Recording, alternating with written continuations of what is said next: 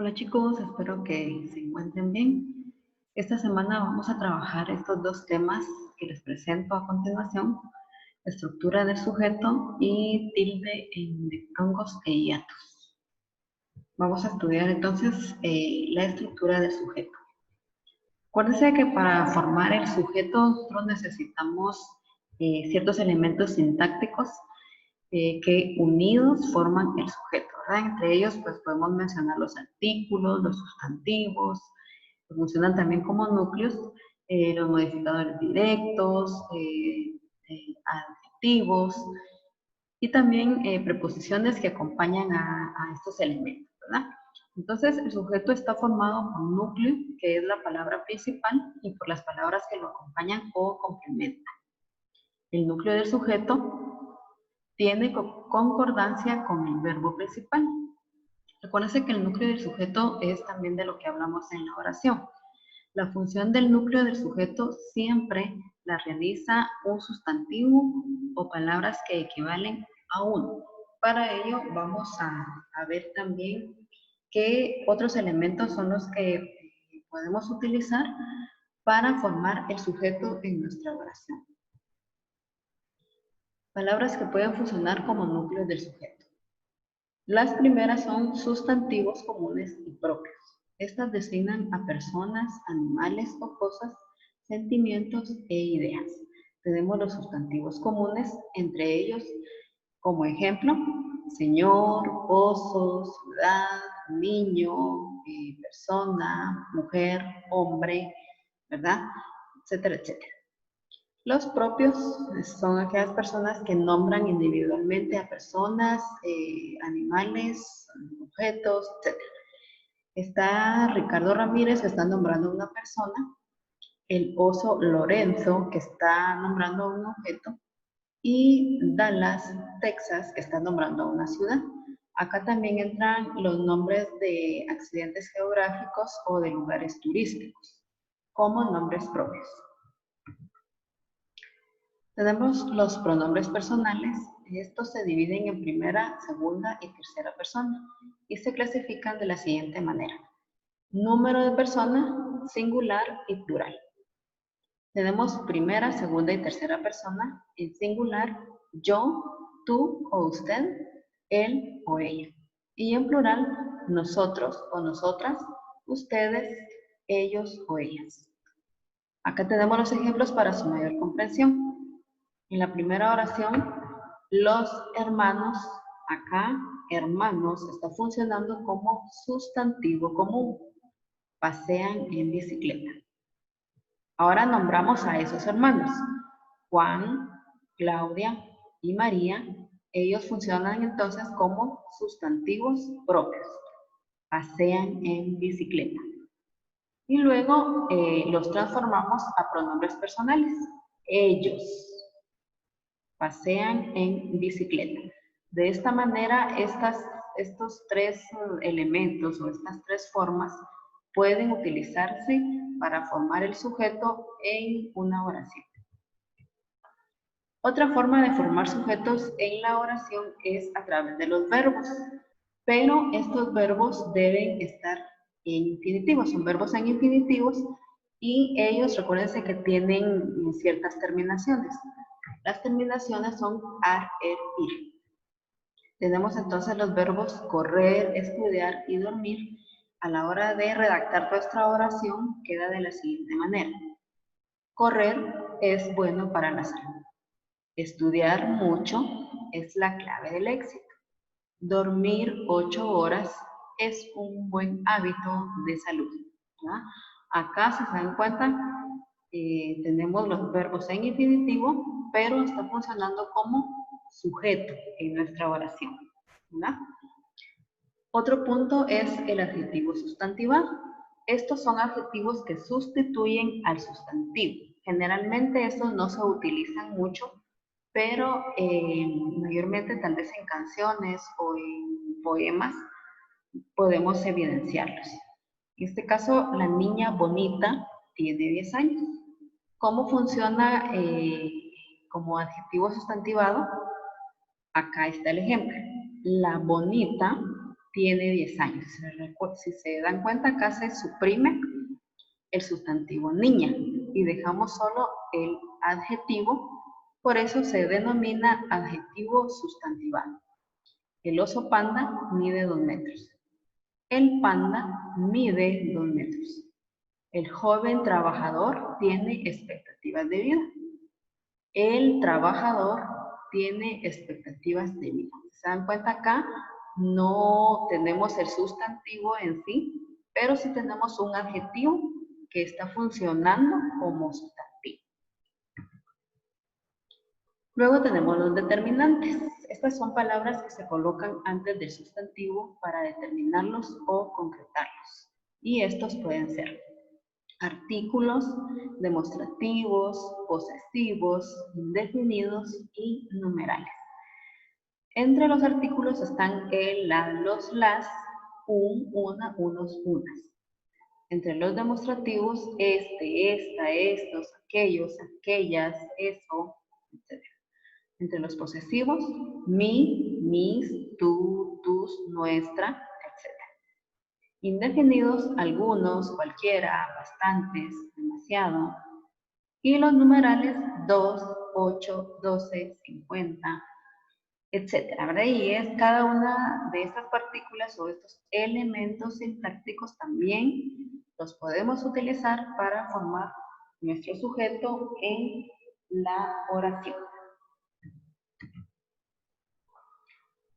Por último tenemos los complementos del nombre. Son adjetivos que acompañan al sustantivo u otro sustantivo procedido de una preposición. Acá tenemos los ejemplos. Como adjetivos que acompañan al sustantivo tenemos una casa enorme. Sustantivo, casa o núcleo del sujeto, ¿verdad? Adjetivo que acompaña al sustantivo, enorme. Las casas hermosas. Sustantivo, casas o núcleo. Hermosas, adjetivo que está acompañando al sustantivo, casa, ¿verdad? Y de la otra forma que es otro sustantivo precedido de una preposición, está el coro de niños, ¿verdad? Este de nos está sirviendo como una preposición que está separando al sustantivo, al núcleo y a otro sustantivo, ¿verdad? Los zapatos de Charol. Zapatos y charol son dos sustantivos separados por una preposición.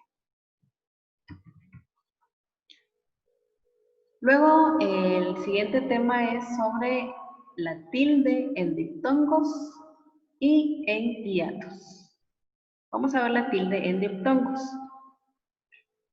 Entonces tenemos que los diptongos son grupos vocálicos construidos por la suma de una vocal abierta con una vocal cerrada o viceversa, ¿verdad? Puede ser abierta o cerrada o abierta. Al encontrar una palabra con estas dos vocales se forma entonces el diptongo y acá tenemos este cuadro donde nos da el ejemplo de cuáles son las vocales abiertas y cuáles son las cerradas. Las abiertas son A, E, O y las cerradas I, U. Acá tenemos unas palabras como ejemplo y las vocales que están resaltadas con rojo hacen el diptongo. Aire, A, vocal abierta y vocal cerrada. Hueso, U, vocal cerrada, E, vocal abierta. Nieve, I, vocal cerrada, E, vocal abierta. Se cumple entonces la definición de lo que son los diptongos. Ahora vamos a ver a la hora de tildar. Reglas para tildar diptongos. Deben seguirse las normas de acentuación ortográfica que depende sobre cuál sílaba recae el acento. Puede ser en la última, penúltima o antepenúltima sílaba. Eso es gracias a la clasificación de las palabras según su acento, ¿verdad? Recuérdense de las graves, las agudas, las esdrújulas, etc. Otra regla es la vocal tildada siempre será la abierta, es decir, A, E, O. En caso de ser un diptongo compuesto por dos vocales cerradas, la tilde irá sobre la segunda vocal. Por ejemplo, entonces estas tres reglas son las que debemos tomar en cuenta al momento de tildar diptongos.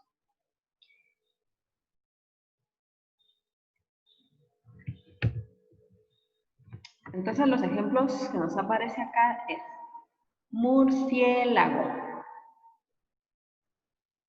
adiós, aureola, maíz, tráiler, ¿verdad? Entonces acá se cumple donde dice la vocal tildada siempre será la abierta, es decir, A, E, O, ¿verdad? Entonces ustedes se pueden dar cuenta acá en los ejemplos, la vocal sí es abierta, ¿verdad? E, O, A. Vocal abierta tildada en diptongo. Se nos cumple la regla. Y en la siguiente, donde dice que en caso de ser un diptongo compuesto por dos vocales cerradas, la tilde irá sobre la segunda vocal. ¿Sí? Las vocales cerradas entonces serían U, I o viceversa, ¿verdad? Cuídate. Huida. Lingüística. 21. Entonces acá en estos ejemplos se cumple también la siguiente regla, ¿verdad? Bueno, ahora tenemos las tildes en hiatos. ¿Qué son los hiatos? Dice que un hiato es la secuencia de dos vocales abiertas sin importar la acentuación. Acá las vocales, si son abiertas, ambas vocales, entonces sí se forma un hiato. Esa es la diferencia entre hiato y diptongo. El diptongo es abierta y cerrada o cerrada y abierta. En el caso de los hiatos solo son vocales abiertas. Y acá tenemos el ejemplo de hiatos. Peor, caer, toalla, aldea, idea. ¿Se dan cuenta? Las vocales que están en cada una de estas palabras, todas son vocales abiertas. Pero para tildarlas, aquí cambia un poquito la situación. De reglas para tildar hiatos. En función de la pronunciación, el contacto entre una vocal cerrada y una abierta puede resultar en un hiato si la vocal cae o recae sobre el acento de la vocal cerrada, en cuyo caso debe ir tildado. Por ejemplo, rehúso, baúl, país, oír, reír, grúa, ¿verdad? Entonces acá nos podemos dar cuenta que sí se cumple la regla, ¿verdad? Entonces, si el acento cae sobre una vocal cerrada, entonces acá se forma el hiato y se da la regla de la tilde en los hiatos, ¿verdad?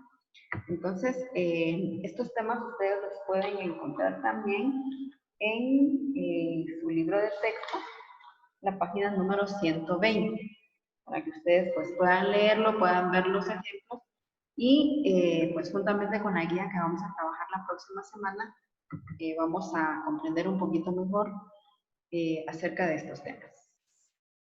Nos vemos, chicos, se cuidan.